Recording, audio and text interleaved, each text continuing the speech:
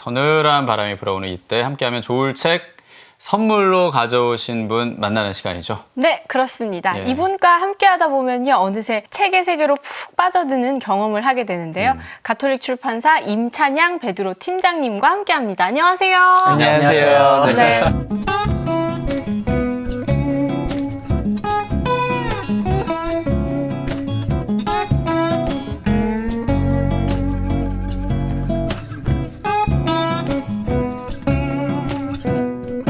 오늘은 정장으로 싹 맞추셨네요. 근데 이 안에 있는 티는 약간 가을 하늘 네. 느낌이 있죠.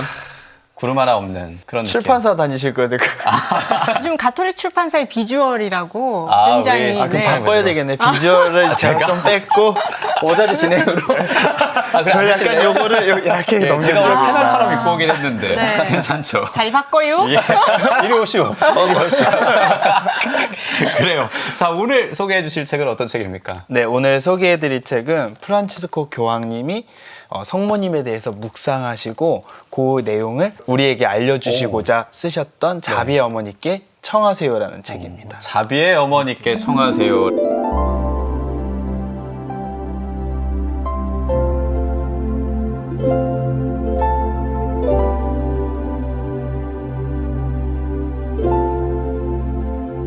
책 제목이 자비의 어머니께 청하세요라고 쓰여져 있는데 교황님께서는 왜 성모님께 청하라고 권하고 있는지 이 안에 보시면 성모님을 생각하면 우리가 기도도 열심히 하잖아요. 그렇죠. 근데 단순하게 우리가 기도하는 것뿐만 아니라 성모님이 어떤 삶을 사셨고 성모님은 어떤 분이시고 어떤 성품을 가지시고 또 하느님께서 어떤 부르심으로 그분을 쓰셨는지 우리가 이해를 하면 우리가 성모님께 더 많은 기도와 도움을 청할 수 있다라고 말씀을 하고 계세요. 성모님 하면 교회 어머니, 모든 인류의 어머니라고만 생각을 하지만 성모님 안에는 굉장한 다양한 성품들이 많다. 예를 들어서 성모님께서 예수님을 태중에 임신하셨을 때도 엘리사벳을 돕기 위해서 그 먼 거리를 서둘러 가셨다라는 성경의 표현이 있어요. 예.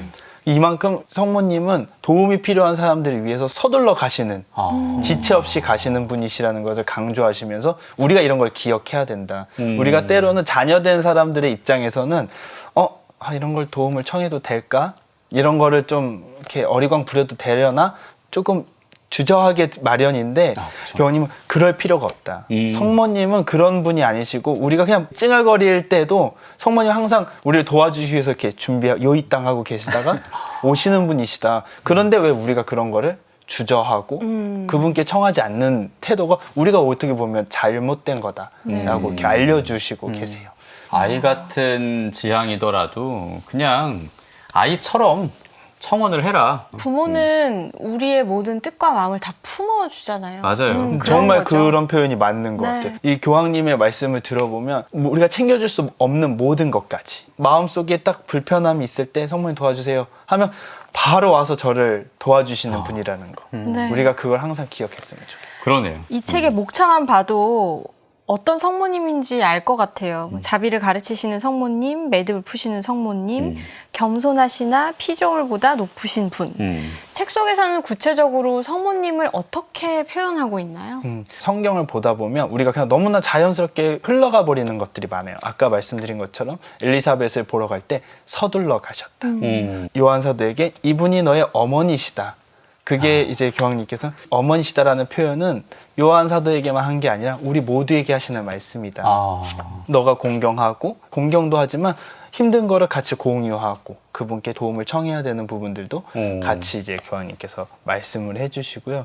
또 특별하게 제가 가장 와닿았던 내용 중에 성모님께서 아무리 하느님의 부르심을 받아서 이제 예수님을 잉태하셨지만 자신이 배를 아파서 낳은 아기를 마구간에 놓고 싶으셨겠냐. 그렇네요. 또 그렇게 배 아파서 낳으셨던 그 예수님을 얼마나 옆에서 금여 오기가 키웠는데 그분이 스스로 죽음의 길을 가야 할 때 말 한마디 하지 않으신 모습.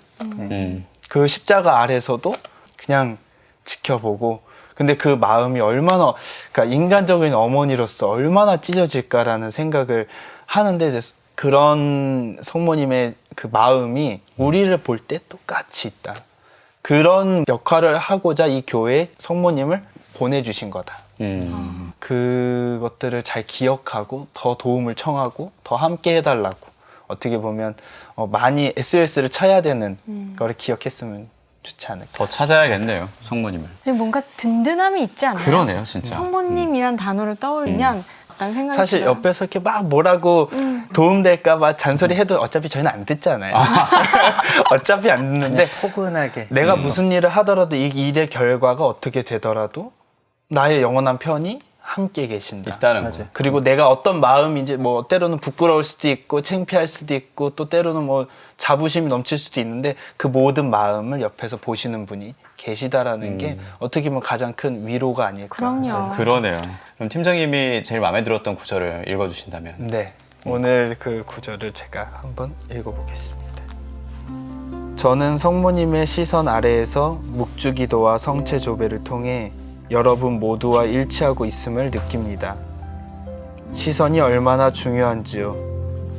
바라보는 것만으로 얼마나 많은 말을 할 수 있나요? 애정, 격려, 동정, 사랑, 그리고 반대로 위협, 질투, 자만, 증오에 이르기까지 시선은 여러 말보다 더 많은 것을 말하고 혹은 말로는 감히 하지 못하는 것을 말하기도 합니다. 성모님은 누구를 바라보시나요? 우리 모두를, 한 사람 한 사람을 바라보십니다. 그분은 따뜻한 어머니처럼 상냥함과 자비와 사랑이 넘치는 시선으로 우리를 바라보십니다. 이렇게 성모님은 당신 삶의 모든 순간에, 특히 우리가 묵주기도의 신비 속에서 기억하는 기쁘고 빛나고 고통스럽고 영광스럽던 순간에 당신의 아드님 예수님을 사랑으로 바라보셨습니다.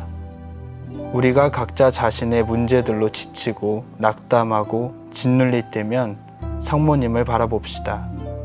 그리고 우리 마음에 얘야 힘내거라, 너를 응원하는 내가 있잖니 라고 말씀하시는 그분의 시선을 느껴봅시다. 성모님은 우리를 잘 아십니다. 무엇이 우리의 기쁨이고 어려움인지, 무엇이 우리의 희망이고 좌절인지 아시는 어머니이십니다. 우리가 자신의 나약함과 죄책감을 느낄 때도 성모님을 바라봅시다. 그분은 우리 마음에 일어나서 내 아들 예수께 가거라, 그분이 주시는 환대와 자비에 다시 걸어갈 힘을 얻게 될 것이란다 라고 말씀하십니다. 자비의 어머니께 청하세요 중에 일부를 읽어주셨는데 앞서 해주신 얘기가 다 이렇게 모아져 있는 것 같아요. 맞물리죠. 제가 잘 뽑았나요? 그러네요. 딱 맞는 구절 얘기해 주시니까 책 속에 싹 우리가 들어갔다 나온 것 같은데 이 책을 우리가 어떻게 잘 활용하면 좋을까요, 팀장님? 아마 저와 같은 분들이 되게 많으실 것 같아요. 이제 묵주기도를 해야 된다, 혹은 이제 묵주기도를 하면 좋다라는 거는 많은 분들이 아실 거고 아마 많이 열심히들 하고 계실 텐데 그 묵주기도 하기에 앞서서 성모님은 어떤 삶을 사셨을까 한번 묵상해 보는 것 정도? 그러면 이제 그 영광스럽던 순간, 고통스럽던 순간, 신비로웠던 순간들의 그 성모님의 마음들이 기도하는 내내 우리에게 좀 전달되지 않을까. 그래서 묵주기도 성월이 어떻게 보면 난 몇 단 했어, 나는 몇 단을 할 거야 라는 그런 경쟁의 장이 아니라 정말 그 한 단을 하더라도 성모님의 마음을 내 몸에 온전히 받아들이는 그런 특별한 시간이 되지 않을까. 그렇게 사용해 보시기를 추천해 드립니다. 그래요. 진짜 운동하기 전에 준비 운동 하듯이 그럼요. 묵주기도 하기 전에 이렇게 준비기도, 준비 묵상이라고 해야 될까요? 네. 그것까지 해서 묵주기도 성월이니까 제대로 맞들였으면 좋겠습니다. 네. 오늘 묵주기도 성월을 맞아 자비의 어머니께 청하세요. 이 책 가톨릭 출판사 임찬양 베드로 팀장님이 소개해 주셨습니다. 고맙습니다. 네, 감사합니다.